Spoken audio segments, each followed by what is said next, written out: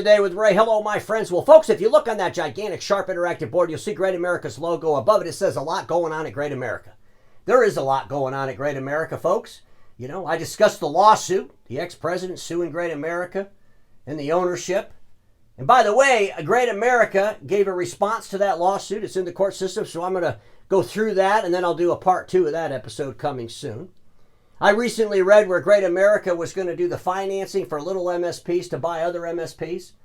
I think they're going to put them on a 5-year lease for the MSP, and hopefully it's a buck out.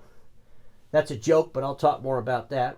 We know that Great America's been getting rid of some of their assets. They sold off Collaborative, something I've been telling you they would do for a long time. And folks, you know, it seems like Great America is losing a whole lot of senior leaders. It's almost like the brain trust is leaving the company.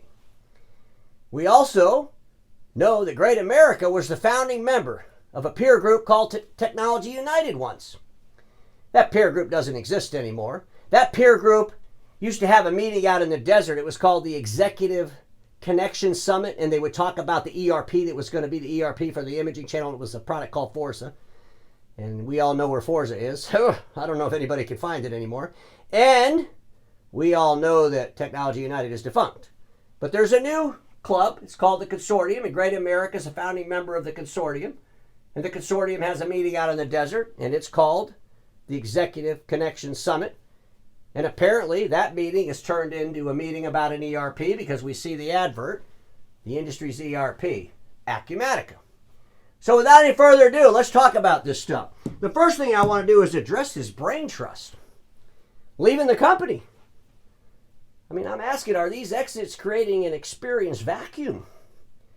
I mean, listen to this. May 2023, Senior VP with 19 years out the door. December 23, Co-CEO, 20 years out the door. The Co-CEO, remember that article I shared with you on another episode regarding Great America, where the founder of Great America was talking about his son taking over, and his son was going to have a Co-CEO, and then, like, I don't know, 6 months after that article was published, the Co-CEO was gone.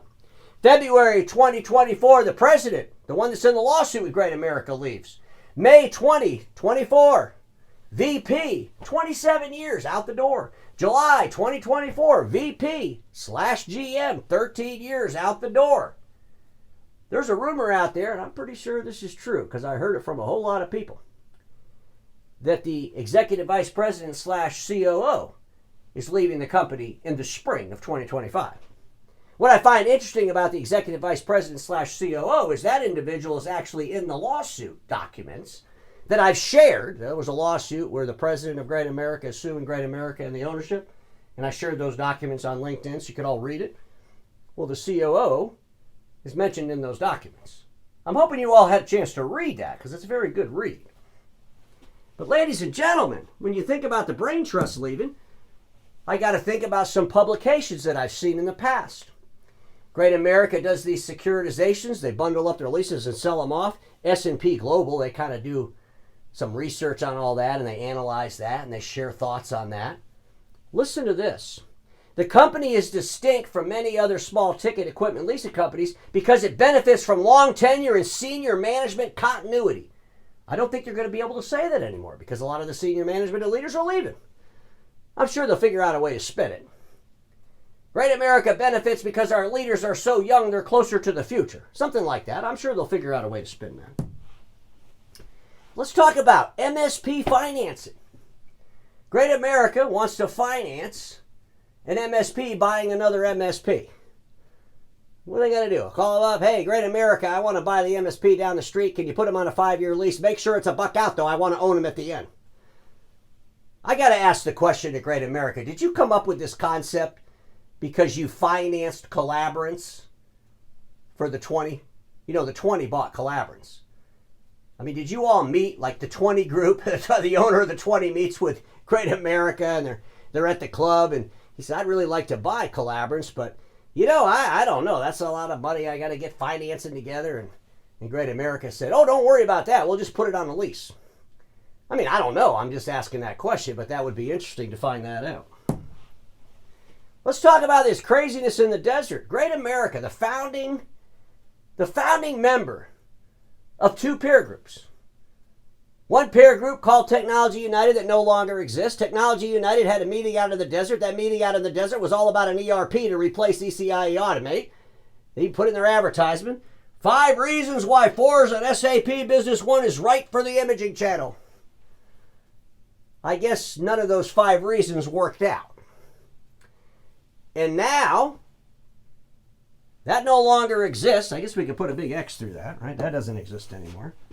And we got a new Executive Connect Summit in the desert by the same individual that put on the old one. This time the peer group behind it is called the Consortium. GreatAmerica is a founding member of the Consortium. Is GreatAmerica now a competitor to ECI Automate? I want to ask that question because I got to tell you, there's nothing wrong with the leasing company showing up at an event and being a sponsor. They all do that. But when you're the founding member of an organization that's obsessed with wiping out ECI Automate, wouldn't that make you a competitor of ECI Automate? And it seems to me that leasing companies would want to work with the ERP system, whoever that is. And there's nothing wrong with competition. But in this case, it really appears to me that GreatAmerica is really doubling down back in organizations that want to wipe ECI off the planet. This just seems kind of strange. And ladies and gentlemen, it's right here. You can find all this. Technology United. I found this on the Guy with the Hats blog. Of course, if you click on any of it, that's as far as it goes right there. I'm thinking after today's episode, you won't be able to find Technology United anywhere on the Industry Analyst blog. Right? It will be gone, right? But it talks about GreatAmerica, the founding member of Technology United. It talks about GreatAmerica being a founding member of the Consortium along with these other companies. I have to ask the Consortium a question. There's been a lot of press releases about people joining the Consortium. Has anybody ever seen a press release about people leaving the Consortium? So we can kind of balance that out a little bit. I don't expect so. But I noticed there's a company called GreatAmerica. And when I saw that, I'm thinking, venture capital, private equity, ERPs trying to replace the imaging channel's ERP. And I just got to say this. GreatAmerica Capital, do some due diligence and call GreatRock. GreatRock Capital was part of the Technology United group. And I can think there's between 13 and 20 million reasons why you should call them. I think that Acumatica should do due diligence about the replacement of the industry's ERP and how the last fiasco went. Just saying.